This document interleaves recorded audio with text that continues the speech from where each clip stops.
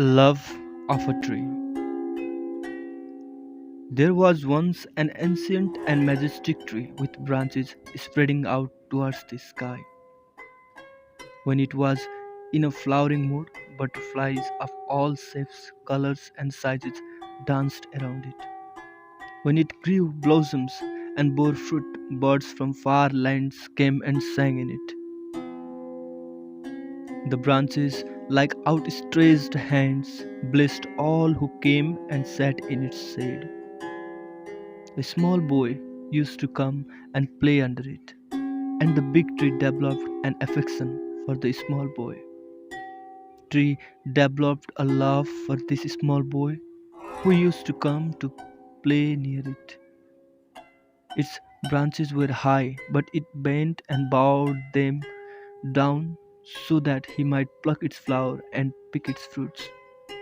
When playful child came, the tree bowed its branches. Tree was very pleased when the child plucked some flowers. Its entire being was filled with the joy of love.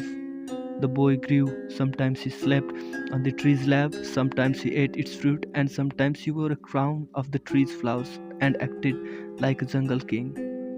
To see the boy wearing a crown of flowers and dancing about filled the tree with joy. It nodded in love, it sang in the breeze. The boy grew even more. He began to climb the tree to swing on its branches. The tree felt very happy when the boy rested on its branches. With the passage of time, the burden of other duties came to the boy. Ambition grew. He had exams to pass.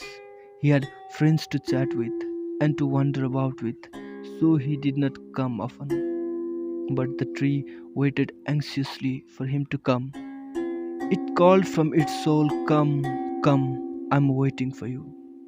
The tree waited. It felt sad when the boy did not come. As boy grew, he came less and less to the tree. The boy was now engrossed in worldly affairs. One day, while he was passing by, the tree said to him, "I waited for you, but you did not come. I expect your visit." The boy said, "What do you have? Why should I come to you? Have you any money?" "I am looking for money." The startled tree said, "You will come only if I give something. We don't have that sickness, and we are joyful," the tree said. "Flowers bloom on us, many fruits grow on us. We give soothing shade, we dance in the breeze and sing songs. Innocent birds hope on our branches and chirp even though we don't have any money. The day we get involved with money, we will have to go to the temples like you weak men do, to learn how to obtain peace, to learn how to find love. No, we do not have any need for money." The boy said, "Then why should I come to you? I will go where there is money. I need money." The tree thought for a while and said, "Don't go anywhere else, my dear. Pick my fruit and sell it. You will get money that way." The boy brightened immediately. He climbed up and picked all the fruits.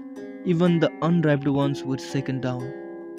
The tree felt happy, even though some twigs and branches were broken, even though some of its leaves had fallen to the ground. Getting broken also made tree blessed. It did not notice that the boy hadn't even once looked back to thank him. It had its thanks when the boy accepted the offer to pick and sell its fruit.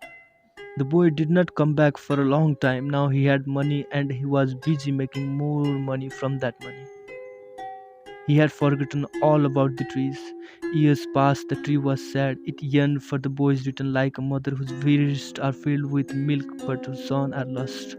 Her whole being craves for her son. She searches madly for her son so he can come and lighten her. Such was the inner cry of that tree. Its inner being was in agony. After many years, now an adult, the boy came to the tree.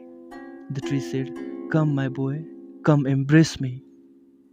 The man said, "Stop that sentimentality. That was a childhood thing. I'm not a child anymore." But the tree invited him. "Come, swing on my branches. Come, dance. Come, play with me." The man said, "Stop all this useless talk. I need to build a house. Can you give me a house?" The tree exclaimed, "A house? I am without a house. Only men live in houses. Nobody else lives in houses. And do you notice his condition after his confinement among four walls? The bigger his buildings, the smaller man becomes. We do not stay in houses, but you can cut and take away my branches, and then you may be able to build a house. Without wasting any time, the man brought an axe and severed all the branches of the tree. Now the tree was just a trunk. The man did not even bother to thank the tree. He built his house, and the days flew into years. The trunk waited and waited. It wanted to call for him, but it had neither branches nor leaves to give it strength. The wind blew by, but it could not even manage to give the wind a message. And still, its soul resounded with one prayer only: Come, come, my dear, come. But nothing happened. Time passed, and the man had now become old. Once he was passing by, and he came and stood by the tree. The tree asked, What else can I do for you? You have come after a very, very long time. The old man said, What else can you do for me? I want to go to distant land to earn more money. I need a boat to travel. Cheerfully, the tree said, But that's no problem, my love. Cut my trunk and make a boat from it. I would be so very happy if I could help you to go far away lands to earn money. But please remember, I will always be waiting. Your return. The man brought a saw, cut down the trunk, and made a boat and sailed away. Now the tree is a small stump and it waits for its loved ones to return. It waits and it waits and it waits.